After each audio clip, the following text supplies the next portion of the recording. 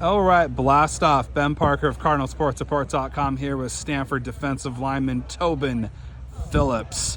So, first of all, just talk about regular season starts 2 weeks from now. Just how you feeling with kind of midway through fall camp, knowing football season it's here, game week only 2 weeks away. Yeah, you can feel the buzz around here. I think everyone's really excited. Speaking for my position group specifically, I feel like our depth and talent is the best I've seen since I've been here.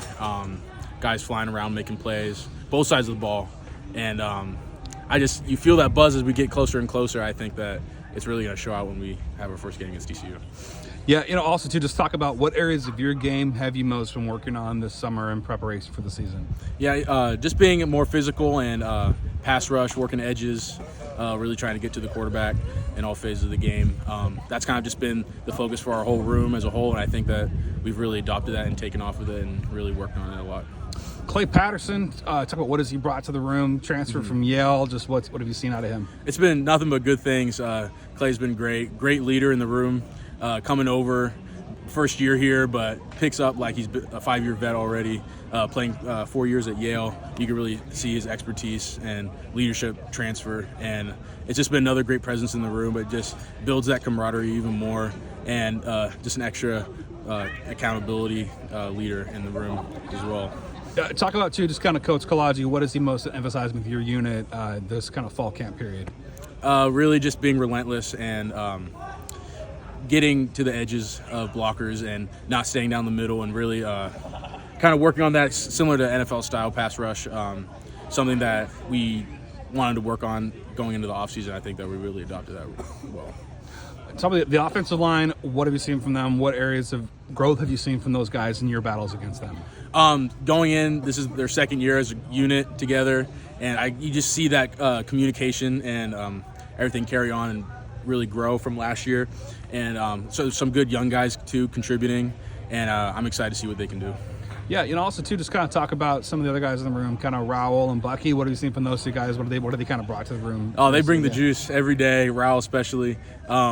It's great to see them grow as players coming from these last 2 years. We've been a young room on the team for a long time, and now seeing some of these guys become upperclassmen and take on those leadership roles, it's really great to see them grow as players and really be able to contribute on the field. Talk about, too, just kind of I asked Coach Kalaji the same question, but from your perspective as a defensive lineman, what aspect of this defense is perhaps most tricky to kind of pick up from a defensive line perspective? There's a lot of different plays where there's slight nuances where they're very similar, but there'll be one specific thing that changes it from play to play. We have a lot of similar calls where we're doing similar things, but just like little tweaks in the play call can change it. So it's just honing in and focusing on what play has what responsibility, and I think the young guys have done a good job picking up on that. Talk about, too, just the kind of switching gears here to something a little more fun, the NCAA 2A football video game. Oh, yeah. Have you played the game yet? How good are you at that game? Yeah, I got it a few weeks ago just out of excitement. Really wanted to see myself in there. I've never been a big video game guy. I bought my first console in order to play the game, and that's the only game I have on there, but it's trippy at first, but it's a lot of fun. I try to play it with some of the guys sometimes. I'm not very good, though. I've heard Miles Jackson is the best on the team. Would you agree with that, or who's the best on the team? Running the ball with Seth Irvin. He's speedy out there. The outside zone is killer. That's my go-to play on there for sure. And then just of the guys on the team, I was saying like in real life. Oh, that's what I was asking. No, but you're saying that from in the video game, yeah. Cedric Irvin's your go-to. Yeah. For me, it was throwing. I had fun kind of throwing it to Alec. That was kind of my go-to, deep ball to Alec. No, you got to hit him with the 1-2 punch. That worked out well. Yeah. But as far as like in real life playing the game, who's the best? Is it Miles or who's? I've heard Miles is pretty nasty on the sticks. I try to just play against the CPU and build my game up before I can really play anyone else major, because I'm still a rookie in that sense. Yeah, I know, it's all good. I'm not too good at the game either. NBA 2K is more my thing. Yeah. Switching gears back to real life football. Yeah. Just in terms of the running backs, we just touched on Cedric Irvin, but what have you seen from that unit and just going up against them? What kind of areas of improvement have you seen from that unit? Passing game, they've done really well. I think we have some young guys coming in who are all contributing really well. I'm excited to see what they can do. Chris Davis, Micah Ford, and Cole Tab, I think, all been getting some good reps in team and showing what they can do. I think catching passes out of the backfield, everything. I'm just impressed with what the whole room as a whole has been able to do. Now, in live action, how does it work with pass rush? Because obviously, I'm guessing you do not want to actually touch the quarterback. Yeah. So how does that work? And has anybody accidentally had a hand on the quarterback? And if so, any recommendation for that, or how does that kind of work? Yeah, the big rule, especially as a D lineman, is you cannot touch the quarterback remotely. You can't even get close to him in a lot of the sense. So we have some interesting back and forth between the offense and defense, whether your play was a sack or not, since we're not allowed to touch him. But work your pass rush move, run past the quarterback, try to make it as obvious as possible that you got there. But it can be black and white. It's not super black and white, but no touching the quarterback, definitely not. Do they throw out a dummy out there to let you tackle, or how does that work? That would be nice, and it would be able to kind of work that a little bit more. But no, you try to do some stuff in individual work with pass rush dummies, but no, you just kind of throw your hands up, run past them, and hope that they see it.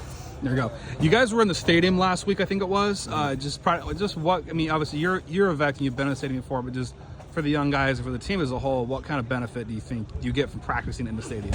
I think it just helps to kind of just get used to the atmosphere, so that when you first get into the game in the real season, that you don't have that shock and awe that you get from walking the stadium for the first time. I think it's good just for the young guys to feel the atmosphere a little bit and not kind of be shell shocked by it when there's fans in there and the other teams on the sideline. So I think just kind of getting used to it. But for me at this point, everything's the same. Final question before I let you go with this: just do you have any kind of pregame kind of routine, or just how do you kind of get yourself mentally kind of ready for playing a violent sport on game day? How does that? Do you have a mental routine? Anything you do, or just how does that work? Yeah. I try to stay as calm as I can usually before the game. I try to do some mindfulness. Coach Kalaji's really been big with that and emphasizing it in our room. And then really, if I get too amped up too early before the game, then I feel like I lose my juice. So I try to stay as calm as I can. Don't listen to any too rowdy music. Sometimes I'll just listen to something smooth, something calmer, just so I can save it for the field.